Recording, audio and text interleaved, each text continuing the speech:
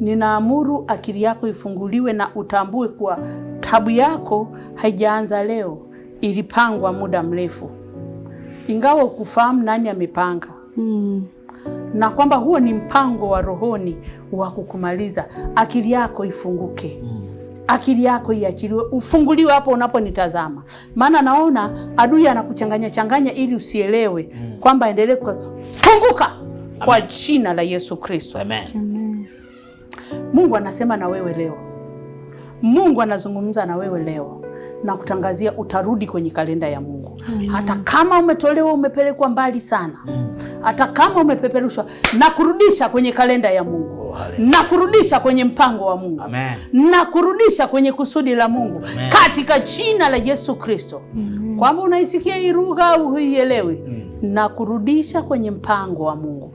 Huyo shetani ambaye anachezea akili yako, anachezea maisha yako, anachezea chochote hatima yako, na kurudisha, rudi kwa jina la Yesu Kristo.